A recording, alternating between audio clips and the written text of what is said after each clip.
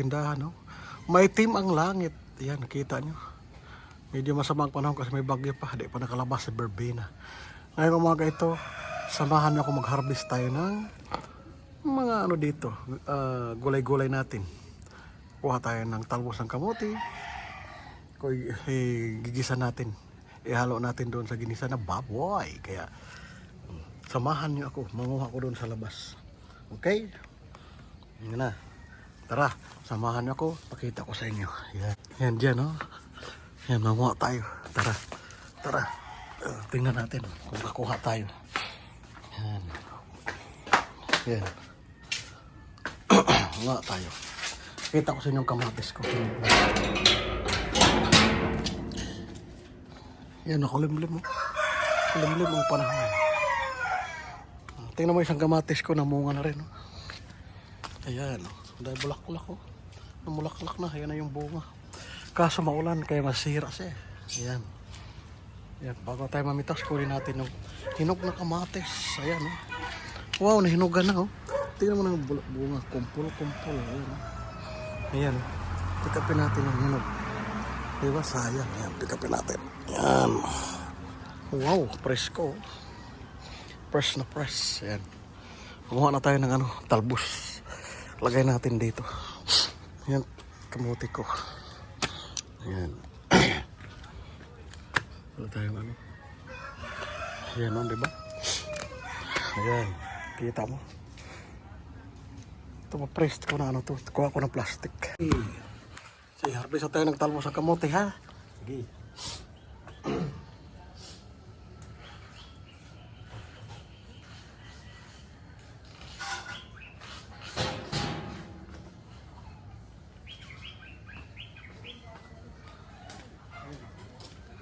Oh, may kamote na tayo. Ito. Kuha tayo talbos. Talbos. Ayan, oh, taba. Taba ng talbos.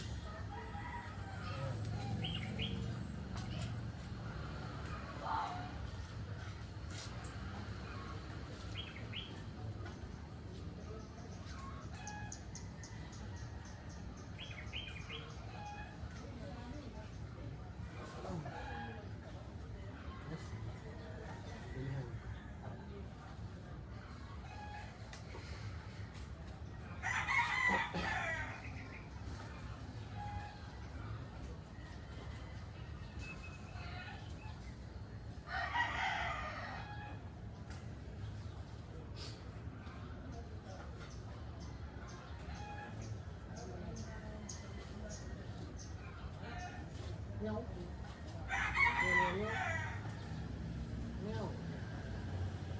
Meow, meow, meow, meow.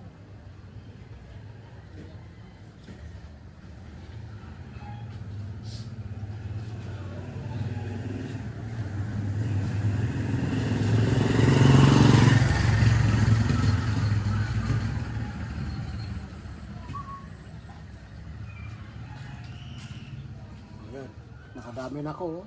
Maraming gulay. Madagdag sa panggisa.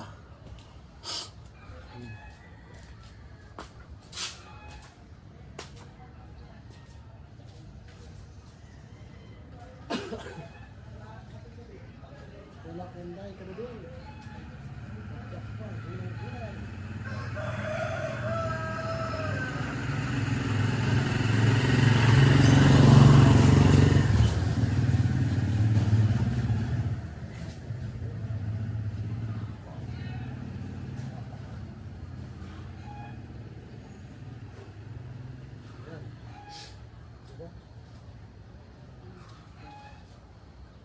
Basta magtanim talaga, maka-harvest. Diba? Ang dami, ha? Basta magtanim ka, may maani ka, diba? Ayan. Taba-taba. Ilaloto na natin to sa ginisa. Ginisang pork.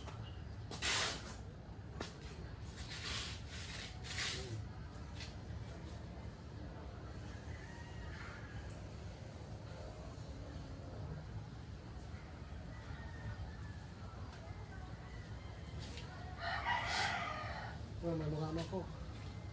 Mataba na yung ko. Tanglad, eh. Nabali lang, para may tumitira. Kunin ko na yung isang kamatis pa. Hinog na. Ayan. Ayan na. Dalawa ng kamatis, ha? Hinog. 3.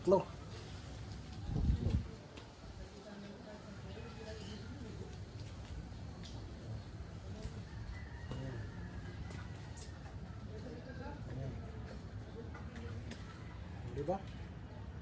Ang dami nakuha, oh. Masarap ka pa.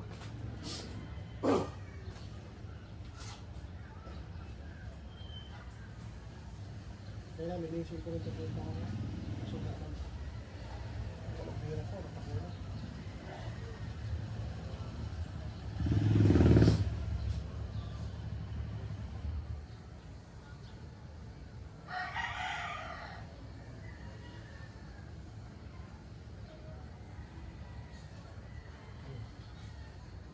Nalinisin ko na ito sa araw kasi marami na. Nag-vlog ako dito, nalilinisin ko na ito. O, diba? Ayan na. Salamat, nakaharvest na kami. Hinog na kamati, 3. May isa dun. Ayan. Ang dami, diba?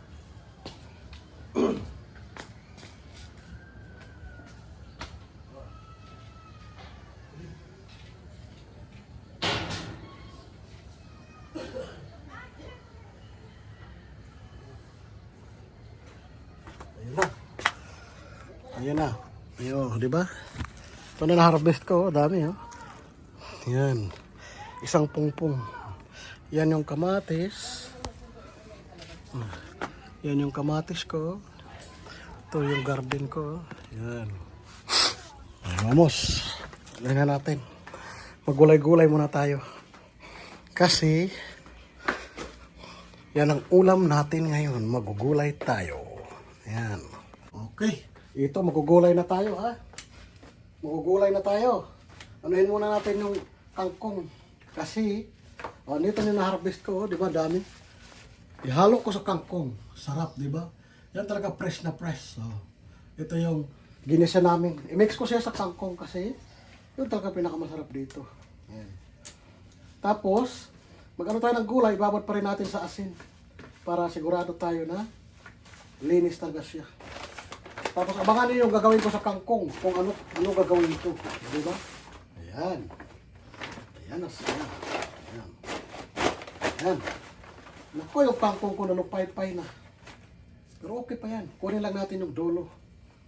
Ayan. Diba? Yun. Mamaya, may gagawin ako dito. Pakita ko sa inyo. Sigurado, kabila sa kangkong masira. Mabubuhay ito. Gawin ko itong tanim sa labas. At, walaan nyo kung paano ko gagawin. Kaya, abangan nyo mga kainday kadudong. Ito talaga pinakadabistuhin na gagawin natin. Kangkong. Masarap kasi ang kangkong. Mabilis lang tanim ng kangkong. Kahit walang lupa. May nagbigay sa akin ng tips na yun ang gagawin daw. Kahit walang lupa. Kaya abangan nyo mamaya, ha? Yun ang project natin mamaya. O, diba? Ayan. Alam mo kangkong na to? 15 pesos. Ilang piraso? 1, 2, 3, 4, 5, 6, 7, 8, 9, 10, 11, 12. 12 lang. Wala na. Kaya dinagdagan ko ng talbos. Ayan, talbos. Hugasan natin at ibabad. Ayan. Babad natin sa may asin. Ayan. Sa lahat ng gulay, lalo na pag may pag may mga tawag doon, mga dahon, ibalot nyo sa mga plastic, mga ganito, para hindi sila madali masira. Okay? Gano'n talaga dapat ang gagawin. Okay, gayat tayo ng mga rekado. Tsaka, may kunting karne. Nagayatin na natin. Gayat to more. Isang gayat ng limpo. Ayan, kasawa natin. Hugas lahat kasi para malinis ang luto. Kunting lempo, gayatin na natin. Ayan. Wow, sana all. Naghihilo pa. Anuhin na natin. Gayat-gayat na. Pang lang to? Tawag doon? panggisa natin. Pampalasa. Di ba?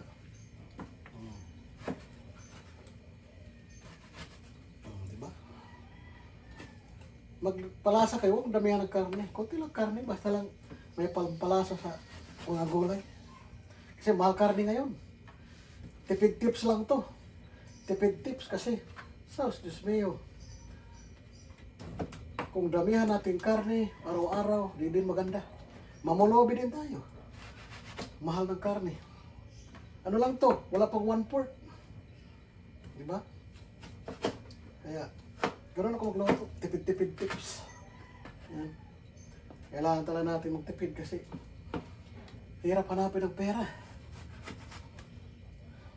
Kawawa si Inday Hidudo. Wala malaking income.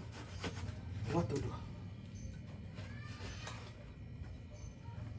Wala man tayo malaking income, pero naman tayong pamilya na kasama na di ang pantayan ng salapi.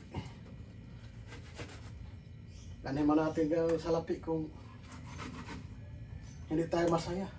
Dito masaya na. Kaya okay na rin to. God is good naman. Hindi naman tayo mabayaan. Kaya gulang sa buhay. Yun.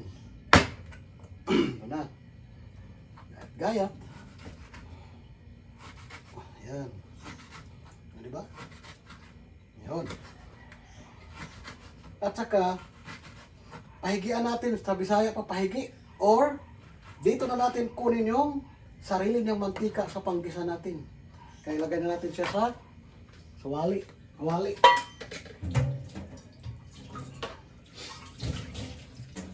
Kami sa probinsya, basta't bakar ni baboy, hindi namin yan hindi namin mantikaan.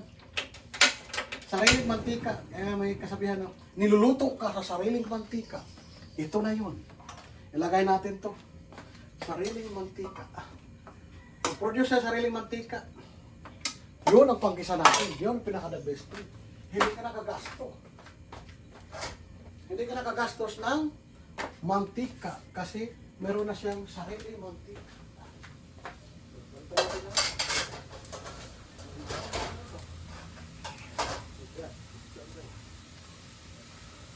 Ayun. Masarap ang sariling mantika na pag-isa nito. Ayan. Takpan natin. Di ba? Tapos, gagaya ito tayo ng mga rekado. Ayan. Bawang lang. Bawang, aho, bilis. Wala na. Lagay ko kamatis pala. Kasi pina-harvest tayo. Isang kamatis. Pampalasa sa bisa. Huwag muna tayo ng kamatis. Yung hinarvest natin.